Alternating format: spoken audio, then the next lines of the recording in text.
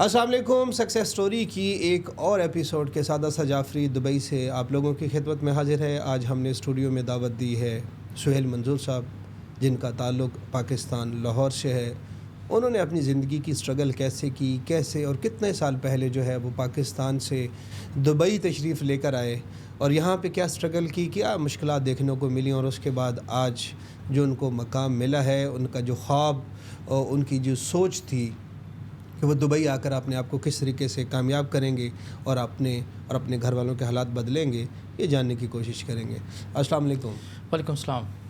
سہیل صاحب، آپ خیریت سے ہیں؟ طبیعت ٹھیک ہے آپ کی؟ جی میں بالکل ٹھیک ہوں، اللہ کا شکر ہے، الحمدللہ. آپ یہ بتائیے کہ چونکہ ہمارا یہ پروگرام سکسیس سٹوری ہے اور ہم ہمیشہ ہمارا یہی سوال پہلا ہمارے گیسٹ سے ہوتا ہے کہ ہم چونکہ دبئی میں ہیں جی بالکل، اور آپ اور ہم ظاہر ہے کہ پاکستانی ہیں، تو یہ بتائیے کہ اپنے دیکھنے والوں کو، جو سہیل منظور صاحب کے چاہنے والے ہیں، جو فالورز ہیں، آپ کو مختلف پلیٹ فارم پر دیکھتے ہیں، آپ پاکستان کی کس ضلع، کس شہر، کس قصبہ سے آپ کا تعلق ہے؟ بیسکلی تو ہم لوگ ملتان اور ایک شہر ہے خیرپور ٹامے والی، صحیح. ہم بیسکلی وہاں سے ہیں، لیکن اب ہم لوگ رہ رہے ہیں لاہور میں. اچھا، گڈ، ماشاء اللہ. لاہور ناؤ. جی صحیح ہے. جی.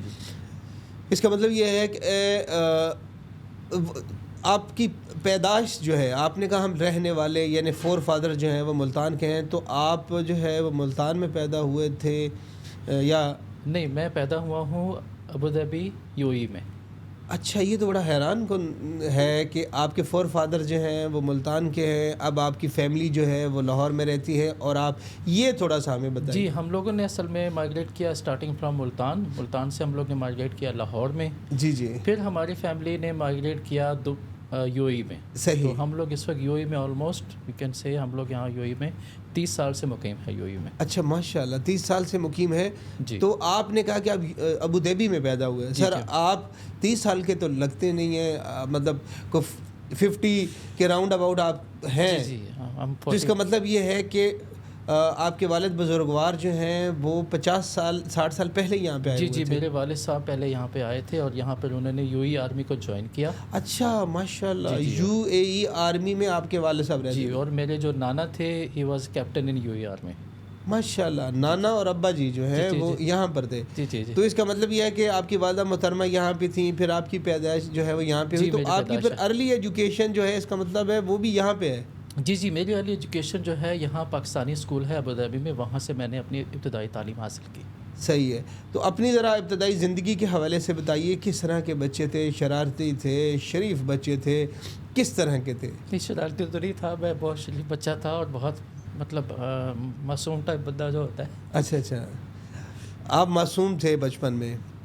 تو اس کا مطلب یہ ہے کہ آپ نے شرارتی، تو آپ کے تو واقعات ہی کوئی نہیں ہوں گے. شریف آدمی کے تو واقعات کوئی نہیں ہوتے، اور شرارتی بچوں کی زندگی کے واقعات ہوتے ہیں. وہ بچپن میں کچھ نہ کچھ شرارتیں کرتے ہیں اور وہ ذہن میں رہ جاتی ہیں.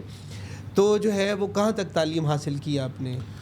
میں نے ابتدائی تعلیم جو ہے وہ یہاں UAE میں پاکستانی اسکول میں حاصل کی. اس کے بعد پھر میں ہائی اسٹڈیز کے لیے دوبارہ پھر پاکستان گیا. اچھا. پھر پاکستان جا کے میں نے اپنی ہائی اسٹڈیز جو ہے اسکالر کالج آف کامرس ان لاہور، میں نے وہاں پر اپنا BCom کمپلیٹ کیا. اچھا، BCom کیا. تو BCom کرنے کے بعد جو ہے وہ آپ دوبارہ وہاں پہ آپ نے کوئی جاب تلاش کی پاکستان کے اندر؟ جی، میں نے وہاں پر آرمی کے انڈر بھی ایک جگہ میں نے جاب کی، اور that's tenure is almost like 6 month. وہاں میں نے اسٹارٹ لیا اپنی.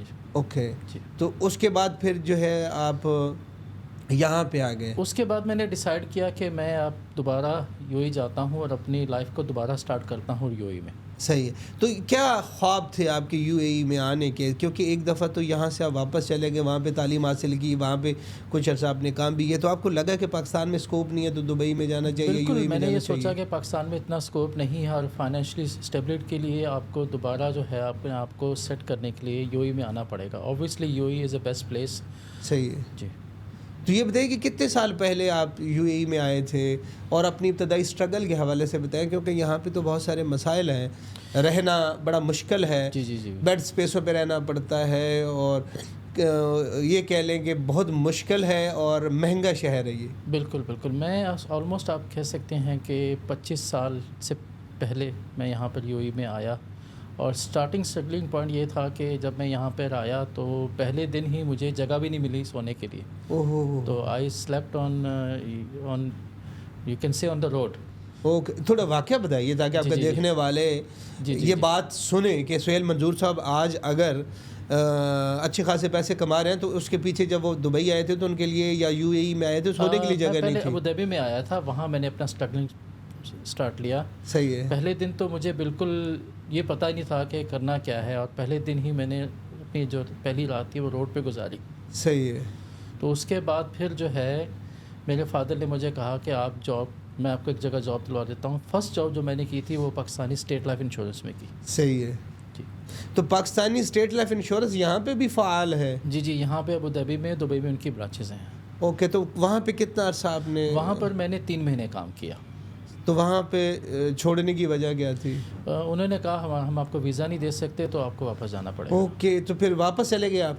جی, پھر میں واپس نہیں گیا. میں نے اپنے بیگس پیک کیا اور میں نے ڈیسائیڈ کیا کہ ہم کشتیاں چلا دو اور واپس جاؤ.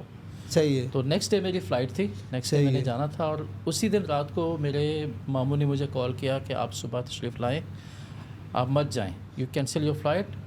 تو میں نے سوچا اوکے لیٹس سی, ان سے بات کرتے ہیں صبح اور دیکھتے ہیں کہ کیا ہو سکتا ہے. تو ماموں نے کیا آپ کو پھر گھر میں رکھ لیا, کیا کیا انہوں نے آپ سے؟ یہ کہا کہ فلائٹ کینسل کرو؟ نہیں, انہوں نے مجھے کہا کہ آپ اگلے دن آئیں اور مجھ سے آ کے آفس میں ملیں. اوکے, تو کس چیز کا آفس تھا ان کا؟ ان کا گاڑیوں کا شو روم تھا. اوکے, تو اس کا مطلب جب اگلے دن آپ آفس گئے تو پھر ان سے ملے ماموں سے. ماموں تو ظاہر ماموں ہی تھا. جی بابو. کون سا آپ کا کوئی ایسا کسی ایسے آدمی نے کہا کہ جی آپ کل آ کے مجھ سے ملنا اور نہ ملا؟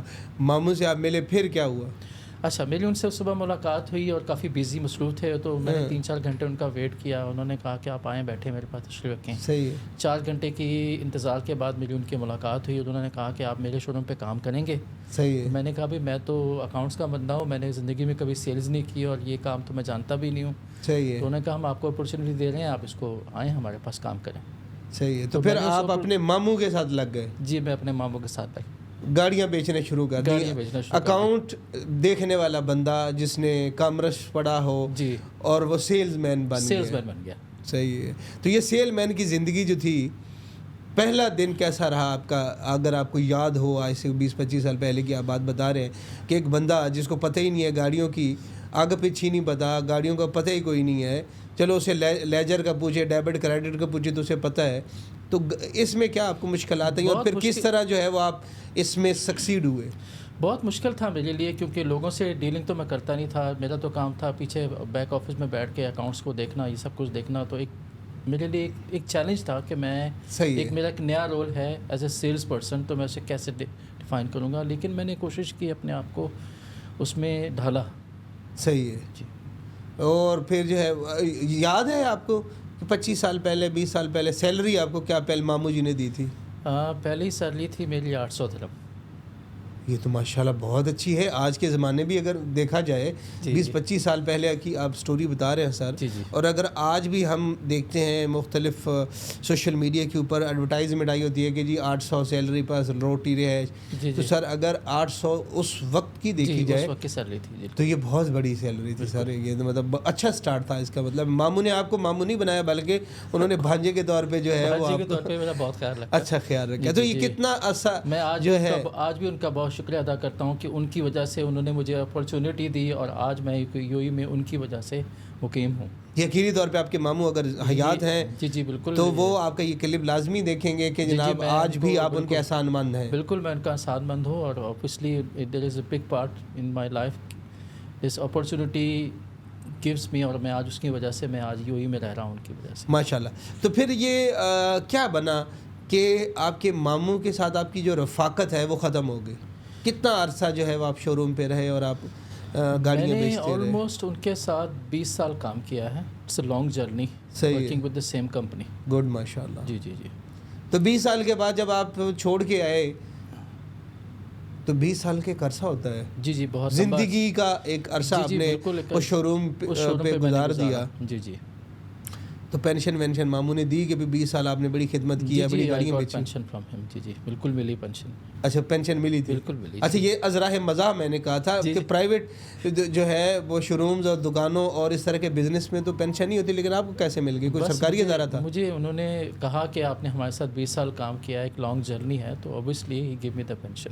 ملی, بالکل ملی. گڈ. اچھا یہ میں نے ویسے ہی کہا تھا, لیکن آپ کو واقعی ہی ملی ہے, تو کیا بات ہے, زبردست. اگر آپ دیکھ رہے ہیں ماموں جی, تو پھر آپ کو دونوں ہاتھوں سے سلوٹ ہے کہ اللہ آپ کو زندگی دے کہ اس طرح کے شخصیات ہونی چاہیے. تو پھر ماموں جی کا بزنس جو ہے وہ آپ نے جب چھوڑ دیا تو اس کے بعد پھر آگے آپ کو کیا اچھی اپرچونٹی مل رہی تھی؟ نہیں, مجھے اس کے بعد اپرچونٹی بہت مشکل سے ملی, اور ایک ڈریم بھی تھا میرا کہ میں سوچتا تھا کہ میں کسی وقت دبئی آؤں گا اور ایسے شو روم پہ کام کروں گا جس پہ کہ میری ڈریم کارز ہوں گی, جو کہ ایسی گاڑیاں ہوں گی جو دنیا میں کسی نے بھی نہیں دیکھی. صحیح ہے. تو ایک اور اپرچونٹی کا میں نے انتظار کیا, اور وہ فائنلی اپرچونٹی مجھے ملی 20 سال کے بعد, کہ مجھے ایک ایسے شو روم پہ کام کرنے کا موقع ملا جہاں پر دنیا کی بہترین گاڑیاں ہیں. گڈ. تو نہیں, لیکن یہ مجھے بتائیے کہ جب آپ نے ماموں جی کی رفاقت کو توڑا, ختم کیا, جی, تو اس کے بعد جو ہے وہ پھر آپ جو ہے وہ مشکلات سے گزرنا, ایک اور اسٹرگلنگ پیریڈ میری لائف میں دوبارہ آیا. صحیح ہے. اور وہ آپ نے جان بوجھ کے لیا, کیونکہ جب اچھا خاصا اگر آپ کا چلتا ہوا سسٹم تھا اور آپ ایک خواب دیکھ رہے تھے, اس خواب کی تکمیل کے لیے آپ نے چھوڑا, تو اس کے لیے جو ہے وہ مشکلات تو پھر برداشت کرنی پڑتی ہیں. اچھا, اب وہ آپ کا ڈریم جو تھا جی, کہ جہاں پہ دنیا کی لیوش گاڑیاں ہوں اور خریدنے والے بھی ہوں اور اس کو دیکھنے والے بھی ہوں, بالکل ایسے, تو وہ ڈریم آپ کا پورا ہو گیا؟ ڈریم بالکل پورا ہوا. ایسے شو روم پہ کام ملا جہاں پہ دنیا کی بہترین گاڑیاں ہیں. صحیح ہے. لمبرگینی, فراری, بگاٹی جیسی گاڑی جو کہ لوگ سنتے ہیں یا فلموں میں دیکھتے ہیں. صحیح ہے. اس گاڑی میں بیٹھنا اور اس کو چلانا, صحیح, تو یہ ایک ڈریم ہی تھا میرے لیے.